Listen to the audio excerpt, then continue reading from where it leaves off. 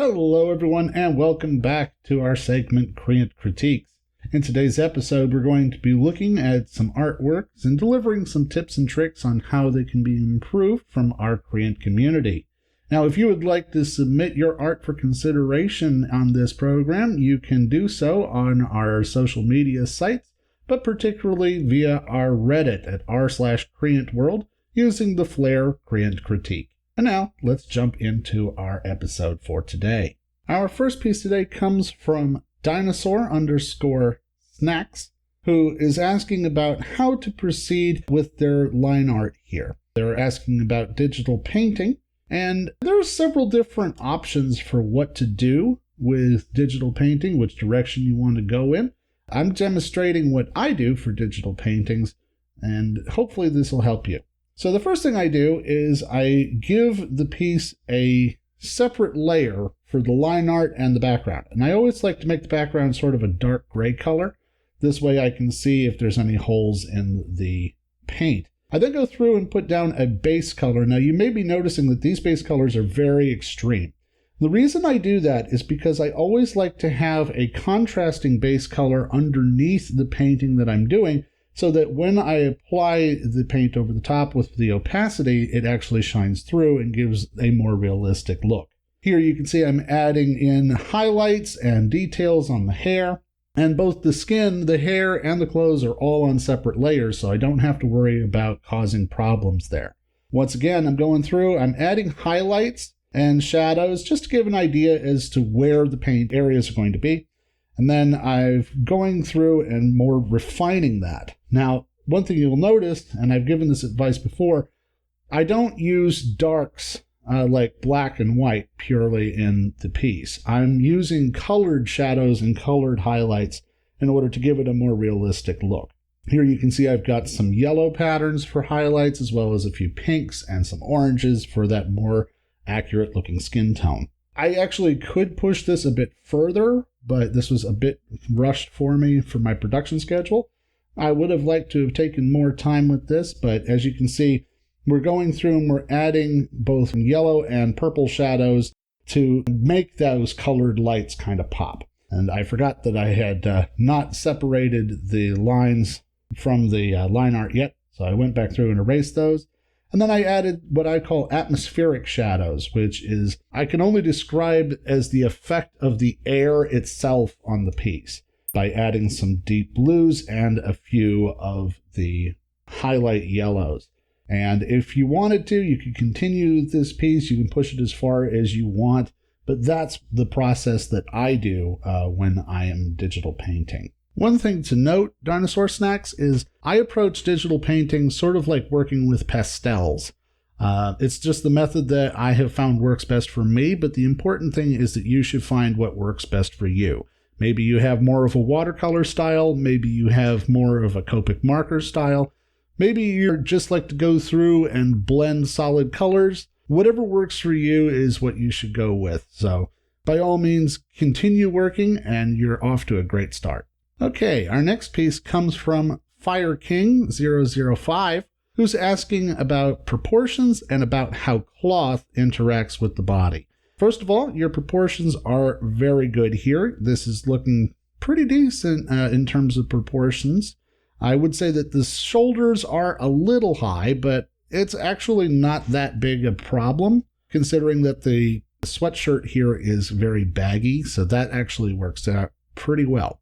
But in terms of doing wrinkles in fabric, I will freely admit it is not an easy prospect to do. But what I find helps is to think of it like a tube. Like the sleeve of a shirt is a tube of fabric that bends at certain points when you bend your arms. Now, when they're building shirts, they build them with the sleeves to the sides. So whenever you move your arm in any way, it's going to cause the fabric to bend and wrinkle at the point of the bend. But the other thing that's important to remember is that wherever there is a bend, there must also be a stretch on the other side. So there's always going to be counter wrinkles in addition to the regular wrinkles that will create when you move your arms or legs or anything within the fabric. You're off to a really good start here. I think just do a bit more of what you have been doing, and you're right on the money. Our next piece comes from horse_person, who's been asking about proportions of the face. Now, this is actually a really great topic that I've been wanting to cover because there are some very easy to remember tricks when it comes to drawing facial proportions. So first of all, horse person, what I've done to fix your piece here is I just moved the eyes up and slightly apart. You actually were right around in the correct area with your idea there. It just was a little too low and a little too close together. But let's take a look at the proportions of the face in a little bit more depth. So first of all, when you're drawing the face, I find it helps to start with the nose, which is a weird place to start, I freely admit, but it gives you a place that is very much in the center of the face, both up and down and side to side. And the nose length is actually the same distance as from the center of the iris of your eyes. It is the same length as your ear, as the eye socket, and the width of your mouth. So if you have the nose, you can draw the rest of the face just based on that. Now, one thing that's important to remember and that I see people do all the time when it comes to drawing eyes is they try to draw kind of an almond shape because people have the idea that eyes are shaped like a football or like an almond. That's not entirely accurate. What you have to think about when you think about the eye is you should consider it like a Muppet. You see, there is a round ball, an actual eyeball underneath those eyelids. Your eyes are simply a Muppet that fits over the top of that ball. So that when you open your eyelids, it creates an elongated ellipsoid shape. But if you close your eyes, it just forms a perfect semisphere. And I think that helps out quite a bit. So what I do is I always like to draw the eyes as circles. And that will show me exactly where the eyeball is. And it will inform where the eyelid wrinkles are and how the eyelids open and close. So I really hope that helps you.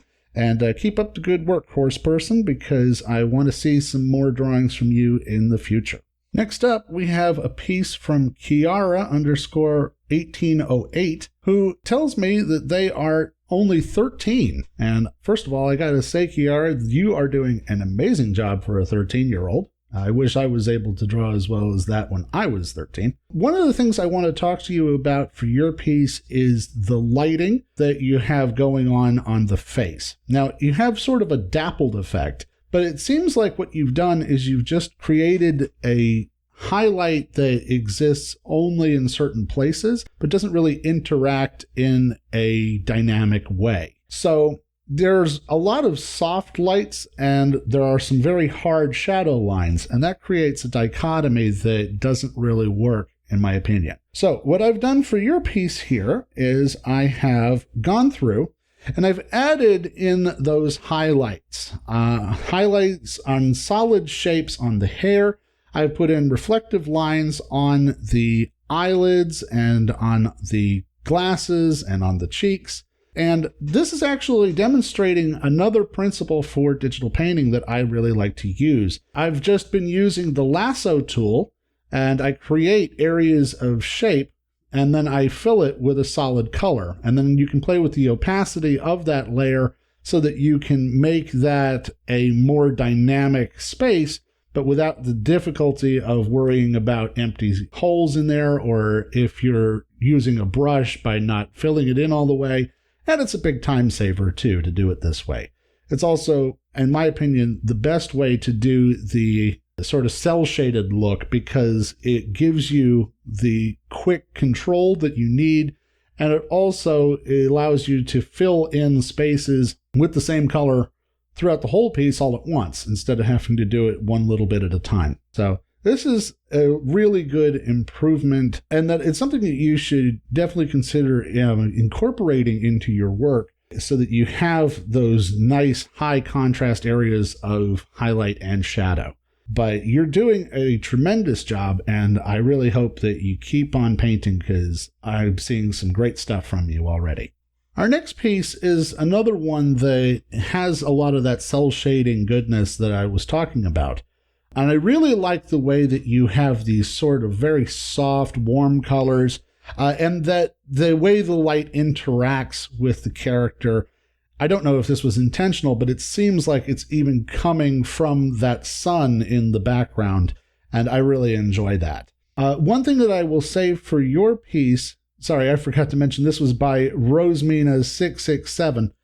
One thing I really enjoy about your piece, Rosemina, is this is a really soft, warm feeling because it is characterized by the warm light that pervades the piece. So what am I fixing here? The first thing I've done is I've gone through and I've altered the shadows.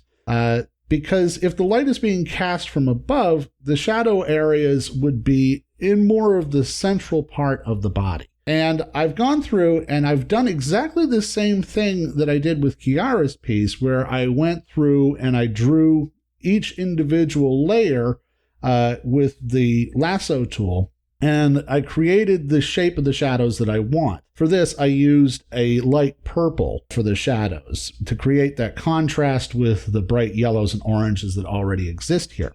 And then I just layered them with the opacity at about 30%, and I built them up layer by layer until I got the darkness that I wanted. The other thing is I've gone through and I've added some highlights, just a little bit, in some of the highlighted areas, like along the top of the arms, on the hair, and a little bit on the jacket, on the sleeves. And this is, I think, really all this piece needed to make it fantastic, because it already had a very good sense of shadow. It's just that the shadows, based on where the hair shadows were and the shadows on the coat and so forth, didn't really match up with the single light source that is being shown here. So there you go, Rosemina. I hope that you really keep going with what you've been doing. You're on the right path with your art, and this is a good example of what can happen when you use colored lights and shadows properly. So really good job. Our final piece for today is not actually a critique, but just a little bit of advice. This goes out to D-Man6969. I have to say it that way because he has 4 E's in his name and they're all in caps. But he's asking about how to draw dog legs. Well, this is a great question, D-Man. So here's how to work it. First of all, when you look at the anatomy of a dog, all mammals share the same basic anatomy. It doesn't matter if they're a whale or a bat or a human or a dog. They have the same base anatomy. They have the similar number of bones. They have a similar structure. They have a similar arrangement of their organs and their muscles.